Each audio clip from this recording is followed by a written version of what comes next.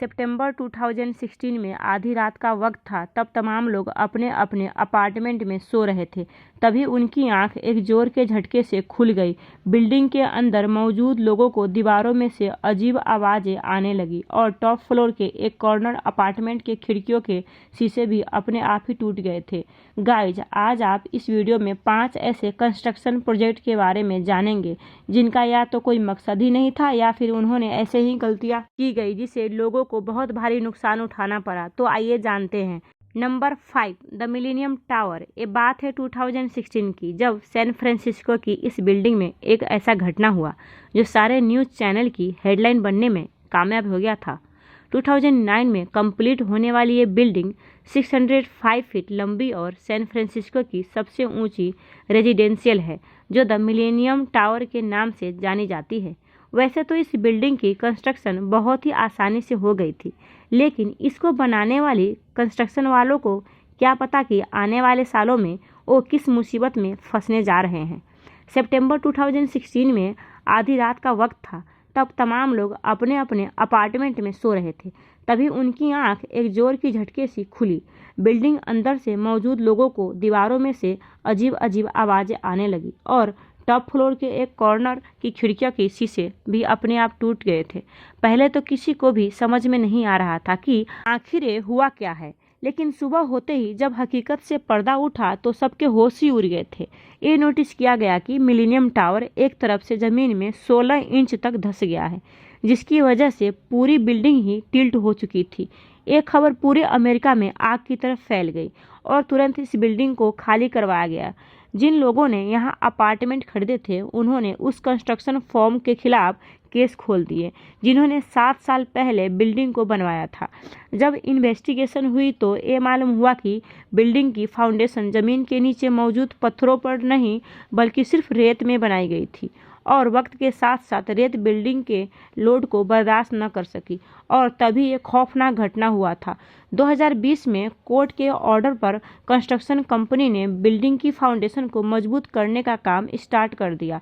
जमीन के नीचे 50 पाइल्स 70 मीटर तक नीचे डालकर बिल्डिंग की फाउंडेशन को मजबूत करने का काम अभी स्टार्ट ही हुआ था कि अगस्त 2021 में एक बार फिर बिल्डिंग का हिस्सा जमीन के नीचे धंस गया। इस पूरी बिल्डिंग को बनाने में टोटल $350 मिलियन यानी कि 2600 करोड़ रुपयों का खर्च हुआ था और इसकी फाउंडेशन मजबूत करने में अभी तक $100 मिलियन एक्स्ट्रा खर्च हो चुके हैं। आज भी ये बिल्डिंग सैन फ्रांसिस्को में ऐसे ही झुकी हुई है और इंजीनियरिंग टीम का काम अभी तक चल रहा है। Number 4, Texcoco airport. सितंबर 2014 में मेक्सिको के प्रेसिडेंट ने एक ऐसा महंगा प्रोजेक्ट अनाउंस किया जो मेक्सिको ने पिछले 100 सालों में नहीं देखा था। ये प्रोजेक्ट दुनिया का सबसे बड़ा एयरपोर्ट बनाने का था, जिसको टेक्सकोको एयरपोर्ट का नाम दिया गया क्योंकि मेक्सिको में पहले से जो इंटरनेशनल एयरपोर्ट मौजूद था उसको सालाना 5 करोड़ मुसाफिर इस्तेमाल करते थे। इसी वजह से इस एयरपोर्ट का लोड कम करने के लिए और मेक्सिको के विजिटर की संख्या बढ़ाने के लिए टेक्सकोको एयरपोर्ट का प्लान अनाउंस किया गया था।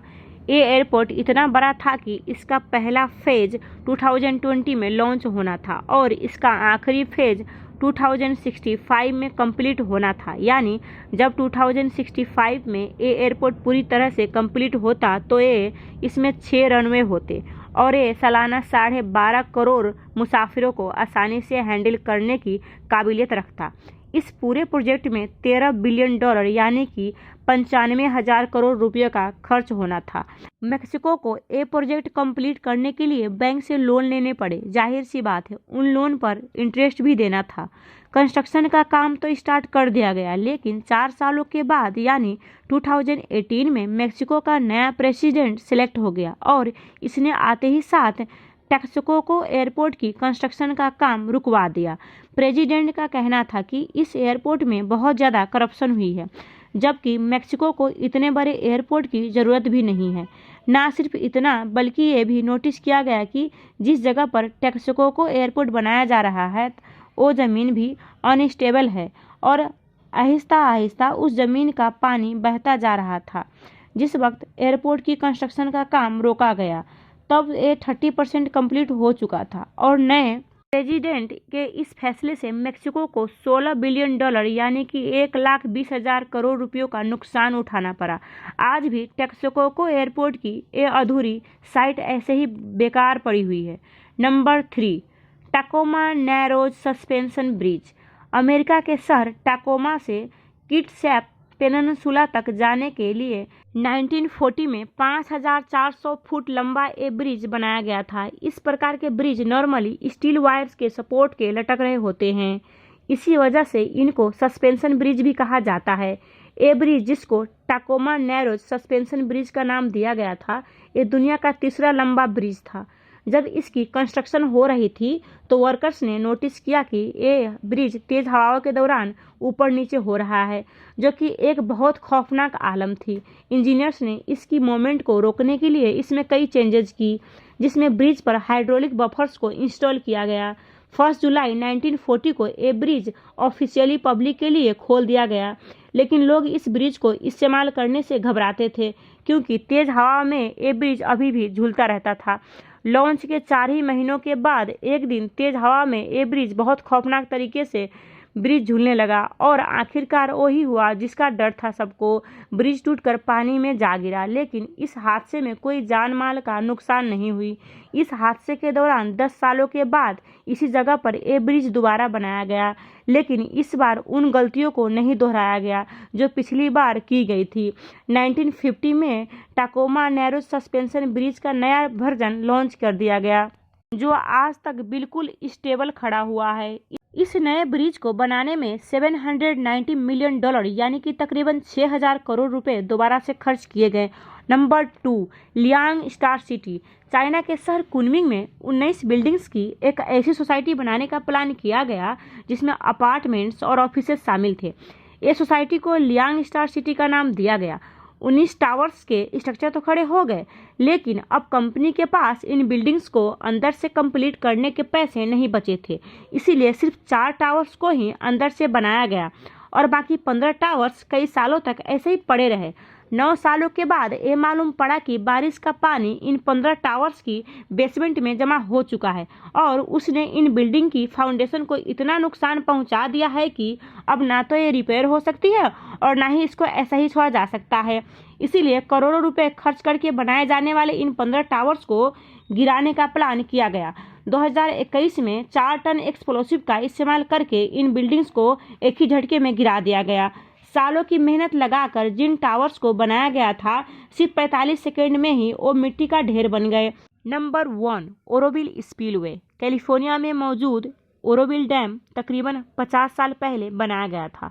हर डैम की तरह ये डैम भी इलेक्ट्रिसिटी बनाने के लिए, पानी को जमा करने में और फ्लड कंट्रोल के लिए बनाया गया था, क्योंकि ये डैम काफ़ी पुराना था और इसको सही से मेंटेन भी नहीं किया जा रहा था। इसी वजह से ये डैम फ्लड यानी सैलाब की इमरजेंसी अवस्था को हैंडल करने के लिए काबिल नहीं था। वैसे तो सब कुछ सही चल रहा था, लेकिन अगर कभी यहाँ सैलाब आया तो बात बिगड़ते देर नहीं लगेगी। अभी ये बातें चल रही थी कि फरवरी 2017 में कैलिफोर्निया सख्त तूफान के चपेट में आ गया और बारिश इतनी तेज थी कि उसने ओरोविल लेक को अपनी कैपेसिटी से 150% ज़्यादा भर दिया। लेक से पानी का लेवल कम करने के लिए एक ही तरीका था और वो ये था कि ओरोविल लेक का स्पिलवे खोल दिया जाए। ऐसा करने से डैम का पानी फ्लो करके रिवर में जा गिरेगा। डैम का स्पिलवे तो खोल दिया गया, लेकिन थोड़ी देर के बाद ही वही हुआ जिसका डर लगा हुआ था। स्पिलवे का कंक्रीट तो गल चुका था, जो पानी का इतना प्रेशर बर्दाश्त न कर सका और टूट गया। एक खबर मिलते ही इमरजेंसी अलर्ट जारी कर दिया गया। एडमिनिस्ट्रेशन में डैम का इमरजेंसी स्पिलवे खोलने का फैसला किया, जिसको पिछले 50 सालों में कभी भी इस्तेमाल नहीं किया गया था। एरिया में मौजूद तमाम लोगों को यहाँ से निकालकर मजबूरन ओरोविल डैम का इमरजेंसी स्पिलवे खोलना पड़ा। अगर ये मेंटेनेंस वक्त पे हो जाती तो शायद इतना खर्च ना होता। ये फ्लड के बाद स्पिलवे को ठीक करवाने में टोटल $875 मिलियन यानी कि 6,500 करोड़ रुपयों का खर्च हुआ। दोस्तों, आपको अगर वीडियो पसंद आई हो तो वीडियो को लाइक और चैनल को सब्सक्राइब जरूर करें।